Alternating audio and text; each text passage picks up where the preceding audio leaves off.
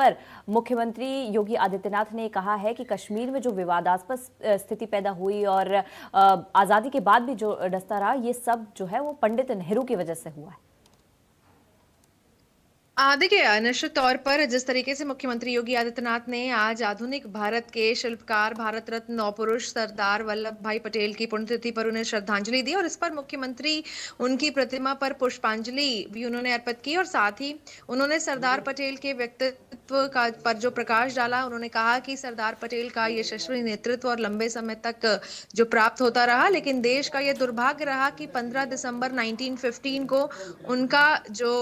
नश्वर शरीर है वो जवाब दे गया। और साथ ही साथ यहाँ पर मुख्यमंत्री योगी आदित्यनाथ ने ये भी कहा कि जूनागढ़ का नवाब और हैदराबाद का जो निजाम है वो भारत गणराज्य में शामिल नहीं होना चाहते थे और जब देश आजाद हो रहा था तब अंग्रेजों ने टू नेशन थ्योरी को लागू किया था और देशी रियासत जो भी रियासत है उनको स्वतंत्रता दी थी, चाहे वो भारत गणराज्य शामिल हो, पाकिस्तान में शामिल हो या स्वतंत्र अस्तित्व बनाए रखे। साथ ही उन्होंने ये भी कहा कि जम्मू कश्मीर जो रियासत है वो कहाँ शामिल हो, इसे लेकर के असमंजस की स्थिति रही। तब जवाहरलाल नेहरू ने कहा कि मैं पहल करूंगा और इसके साथ ही जम्मू कश्मीर में पंडित नेहरू के हाथों में था, लेकिन उन्होंने जी। जम्मू कश्मीर को इतना विवादित करने का कार्य किया कि आजादी के बाद से लगातार भारत को डसता रहा। वहीं पंडित नेहरू की बात की जाए तो उन्होंने कहा कि यही कारण था कि उन्हें उसी कश्मीर को देश को जिस तरह से उग्रवाद प्राप्त हुआ। और वहीं प्रधानमंत्री नरेंद्र मोदी का उन्होंने आभार व्यक्त किया और कहा कि जिन्होंने लौह पुरुष और डॉक्टर श्यामा प्रसाद मुखर्जी के सपने को साकार करते हुए धारा इनफैक्ट 370 को समाप्त कर कश्मीर को भारत का अभिन्न हिस्सा बनाने के लिए देश में एक प्रधान और एक विधान का जो निशान है उसका संकल्प लेकर के आगे बढ़ाया। तो ये तमाम बातें मुख्यमंत्री योगी आदित्यनाथ ने अपने संबोधन में आज की, जिस प्रोग्राम में वो खुद आज शामिल हुए थे। जी जी निकिता, और खासतौर पर देखा जाए तो मुख्यमंत्री योगी आदित्यनाथ ने 370 जो धारा 370 हटाई गई है उसको लेकर भी प्रधानमंत्री मोदी का आभार व्यक्त किया है और एक तरीके से समर्थन करते हुए यहाँ पर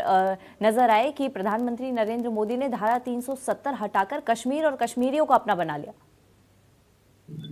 निश्चित तौर पर जिस तरीके से देश में प्रधानमंत्री नरेंद्र मोदी का उन्होंने आभार व्यक्त किया और उन्होंने कहा कि लौह पुरुष और साथ ही साथ डॉक्टर श्यामा प्रसाद मुखर्जी के सपने को साकार करते हुए जिस तरीके से 370 धारा की बात करें, उन्हें समाप्त कर कश्मीर को भारत का अभिन्न हिस्सा बनाने के लिए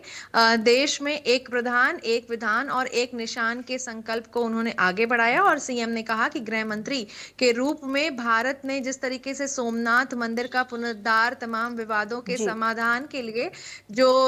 तंत्र विकसित करने और भारत की जिस तरीके से सेवा को लगातार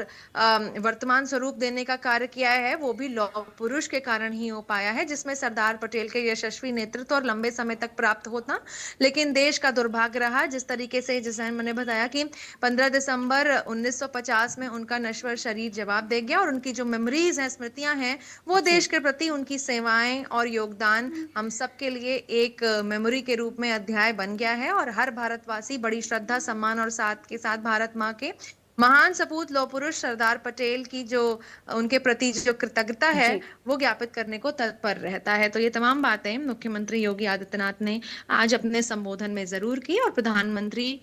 मोदी का भी उन्होंने आभार व्यक्त किया, साथ ही अमित शाह गृह मंत्री का भी आभार व्यक्त किया। जिस तरीके से धारा 370 लागू हुई, इन सब पर तमाम बातें आज मुख्यमंत्री योगी आदित्यनाथ कहते नजर आए। जी, बहुत बहुत शुक्रिया निकिता आपका हमारे साथ जुड़ने के लिए और तमाम जानकारियों के लिए। वहीं दिल्ली से अगली खबर, जहां पर दिल्ली एनसीआर